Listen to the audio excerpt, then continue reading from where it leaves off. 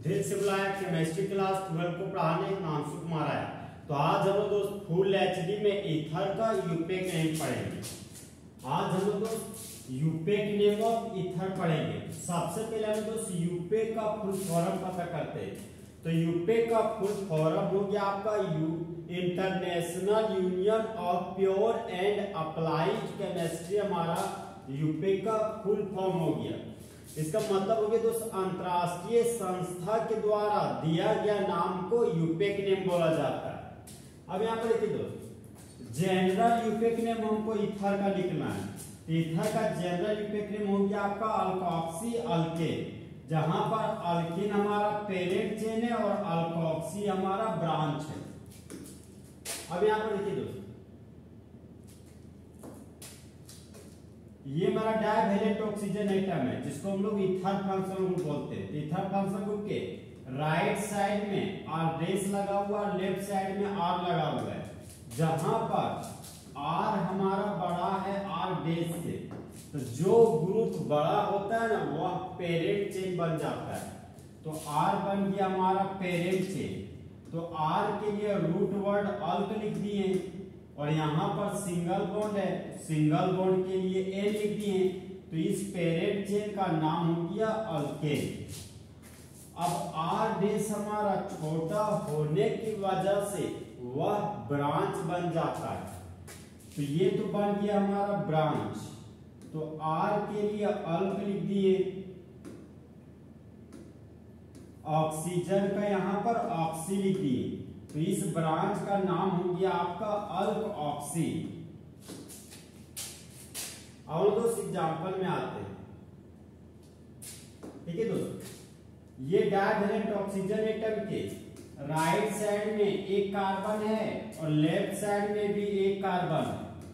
तो ether functional group के दोनों खाली बॉन्ड में एक एक कार्बन है।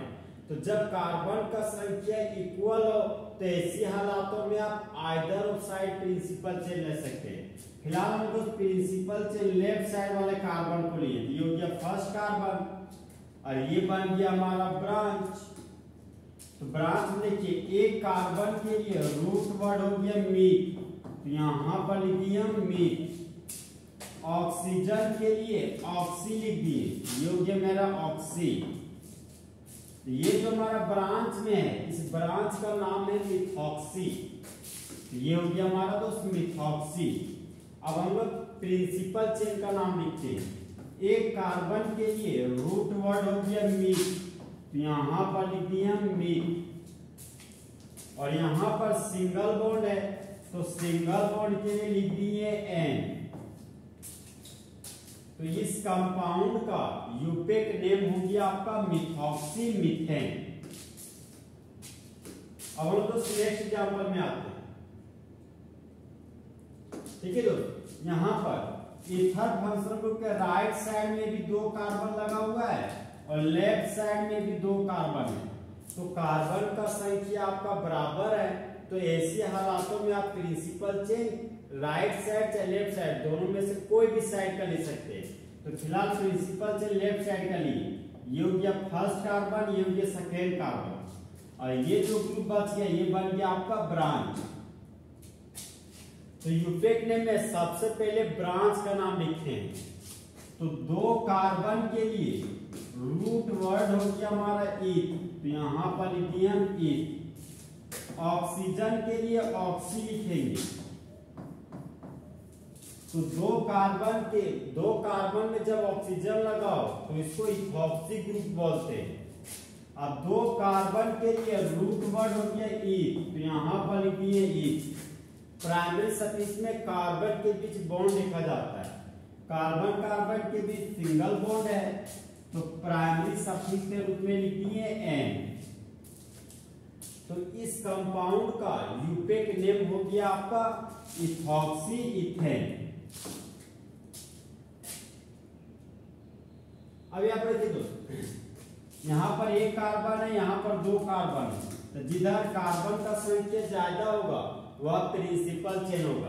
तो ये हमारा हो गया प्रिंसिपल चेन और ये जो ग्रुप बच गया ये बन गया हमारा ब्रांच। तो यूपेक नेम में सबसे पहले ब्रांच का नाम लिखते हैं।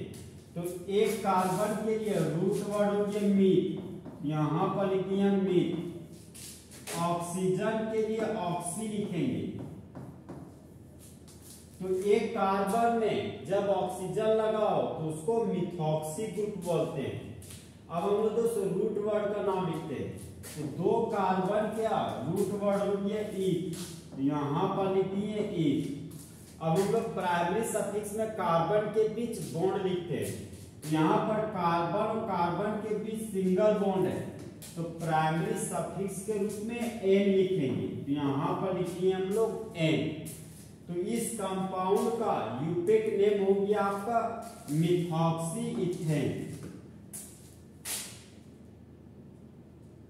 अब देखिए दोस्तों नेक्स्ट एग्जांपल में आए। नेक्स्ट एग्जांपल में देख रहे हैं राइट साइड में दो कार्बन है और लेफ्ट साइड में हमारा 3 कार्बन है। तो लेफ्ट साइड के पास कार्बन का संख्या ज्यादा है, इसलिए लेफ्ट साइड हमारा बन गया प्रिंसिपल चेन। ये हमारा 3 कार्बन का प्रिंसिपल चेन है। अब ये जो बन गया दोस्त, ये तो बन गया हमारा ब्रांच। तो यूपेक नेम में सबसे पहले ब्रांच का नाम लिखते हैं। तो दो कार्बन के लिए रूट वर्ड हो गया ईथ, यहां पर लिख दिया हम ईथ। ऑक्सीजन के लिए लिख देंगे ऑक्सी, ये हो गया हमारा ऑक्सी।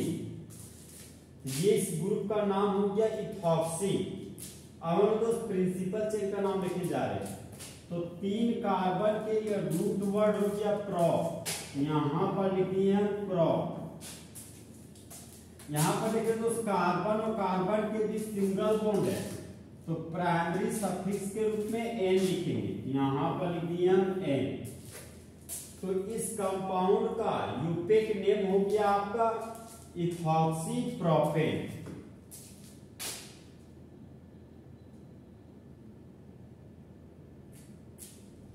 अब यहां पर देखिए दोस्त डाइवैलेंट ऑक्सीजन जुड़ा हुआ कार्बन 2 कार्बन है, ये हमारा हो गया 5 कार्बन।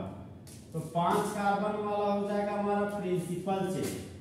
अब देखिए दोस्त नंबरिंग कुछ इस तरीके से करना है कि ब्रांच को छोटा नंबर मिल सके। तो ब्रोमो ग्रुप भी ब्रांच है और इथॉक्सी ग्रुप भी यहाँ का ब्रांच है। लेफ्ट साइड से देखिए तो 2 number first second carbon bromo और थर्ड पर इथॉक्सी है। राइट से देखिए तो फर्स्ट सेकेंड थर्ड पर इथॉक्सी है और फोर्थ पर हमारा ब्रोमो है। तो सेकेंड और थर्ड में छोटा नंबर सेकेंड नंबर है। तो नंबरिंग हम लोग दोस्त लेफ्ट टू राइट करें। तो प्रिंसिपल चेन हो गया हमारा first carbon, second carbon, third carbon, fourth carbon, 5 carbon.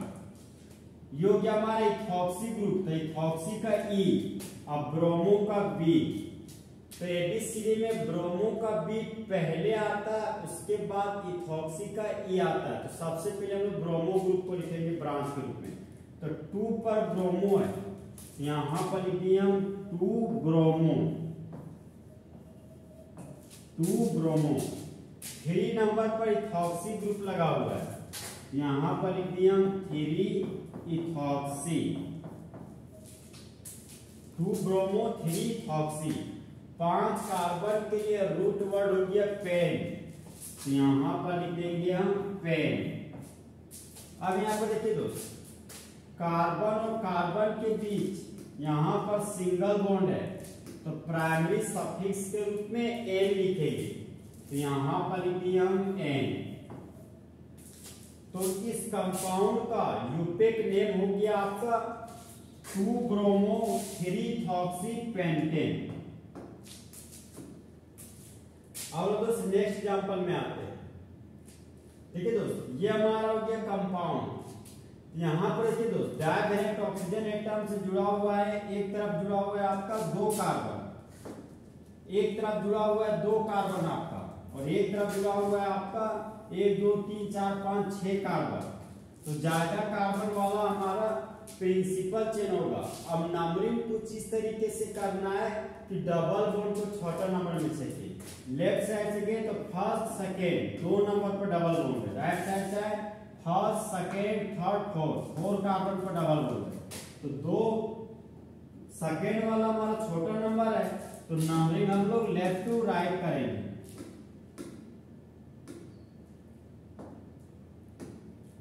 तो यहाँ पर प्रिंसिपल चेन हो गया first carbon, second carbon, third carbon, fourth carbon, 5 carbon और 6 कार्बन। तो यूपेक नेम में सबसे पहले हम लोग ब्रांच का नाम लिखते हैं। तो 4 पर इथॉक्सी ग्रुप लगा हुआ है, यहाँ पर लिख देंगे 4 इथॉक्सी। ये हो गया हमारा 4 इथॉक्सी। 6 कार्बन के लिए रूट वर्ड हो गया हेक्स, तो यहाँ पर लिख देंगे हम लोग हेक्स। अब देखिए दोस्त 2 नंबर पर डबल बॉन्ड रखा हुआ है, यहाँ पर लिख देंगे हम लोग प्राइमरी सफिक्स के रूप में 2 तो इस कंपाउंड का यूपेक नेम हो गया आपका 4 इथॉक्सी हेक्स 2